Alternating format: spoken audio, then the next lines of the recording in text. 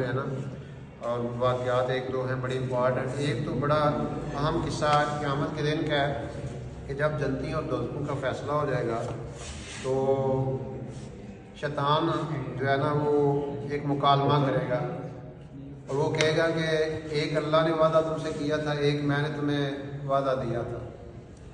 اب تم لوگوں نے میرے وعدے پہ یقین کر لیا اور اللہ کا وعدہ نہیں مانا، اللہ کی بات نہیں مانی، میرے وعدے پہ فوراً دوڑ پڑے. تو مجھے آج لان تان نہ کرو. لوگ لان تان کریں گے نا شیطان، تو سانو گمراہ کیتا، تو سانو دوزخ والے پاسے لے گیا، تو سانو غلط پاسے لے کے جاندا سا. تو وہ کہے گا فلا تلومونی ولوموا انفسکم، کہ تم مجھے لان تان نہ کرو، اپنے آپ کو لان تان کرو. میں نے تو تمہیں صرف اتنا کہا تھا یہ رستہ ہے، تم نے میری بات مان لی، اللہ کی بات نہیں مانی، انبیاء کی بات نہیں مانی، کتابوں کی بات نہیں مانی. تو ان کا میں نے تم پہ جبر نہیں کیا تھا، میں نے تمہیں کوئی زبردستی نہیں غلط کام کی طرف لے کے گیا. تو وہ بالکل جو ہے نا وہ آپ کی جو بات ہے وہ جو لوگوں کی بات ہے اس کو اگنور کر دے گا. تو اس لیے شیطان بندے کو گمراہ کرنے کی کوشش کرتا ہے. اس نے قسم کھائی ہوئی ہے اللہ کے سامنے کہ میں تیرے بندوں کو گمراہ کروں گا، اللہ سے تیرے سے دور کروں گا. لیکن انسان ہے کہ اس کو چاہیے کہ استقامت کے ساتھ کام کرتا رہے. دیکھیں یاد رکھیں دین کے کام میں جو استقامت ہے نا وہ اللہ کو بڑی پیاری ہے. کہتے ہیں کہ دین کے کام میں استقامت 1000 کرامتوں سے بہتر ہے. کہ جب ایک کام آپ نے دیکھ لیا ہے کہ کرنے والا ہے، مثلاً یہ تبلیغ کا کام ہے. اب میں نے کئی ایسے بندے تھے، ابھی چند دن پہلے ہمارے بزرگ فوت ہوئے صوفیات صاحب کوٹلا کے تھے. تو انہوں نے ساری زندگی جب سے اس کام میں لگے نا، میں نے 35 سال سے یہاں ہمارا تبلیغ میں ترتیب ہوتی ہے جمعرات ہم شب جمعہ کے لیے جاتے ہیں مکی مسجد میں، پھر ہر مہینے 3 دن لگانے ہوتے ہیں، اپنا گشت ہم کرتے ہیں، بیرونی گشت کرتے ہیں. یہ مختلف ترتیب ہے تبلیغ میں، جو بندہ نکلتا ہے اس کو پتہ ہے اس کام کا. تو آپ اندازہ لگائیں کہ میں نے پچھلے 35 سال میں ان کو کبھی نہیں دیکھا، ایک دفعہ بھی نہیں دیکھا جمعرات کو یہاں پہ نہ آئے ہو. کوٹلا یہاں سے 40-50 کلومیٹر دور ہے.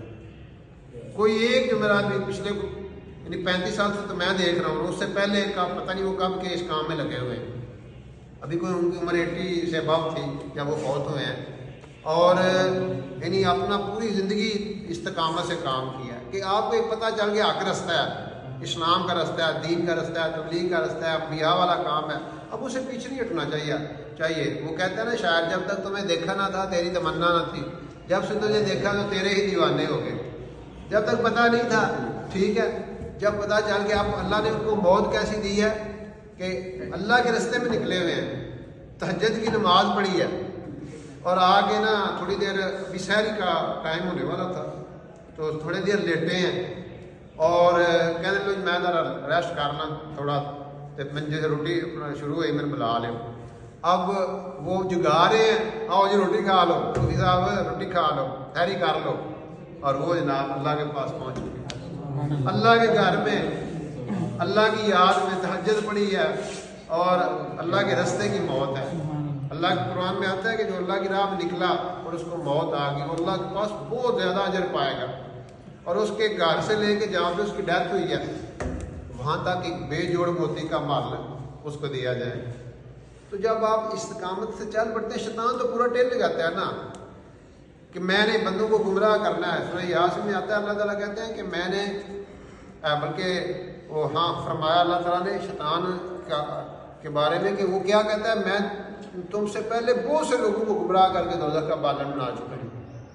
تو ہمیں اس کے وعدوں پہ یقین نہیں کرنا بلکہ اللہ رسول کی باتوں پہ، ان کے وعدوں پہ یقین کرنا ہے. اور پھر ابراہیم علیہ السلام کا واقعہ اس 13ویں سپارے میں آتا ہے اینڈ پہ کہ کس طرح اللہ تعالیٰ نے ان کو حکم کیا اور انہوں نے اپنے چھوٹے بچے کو جو بیٹا 65 سال کی دعا کے بعد ملا تھا اسماعیل،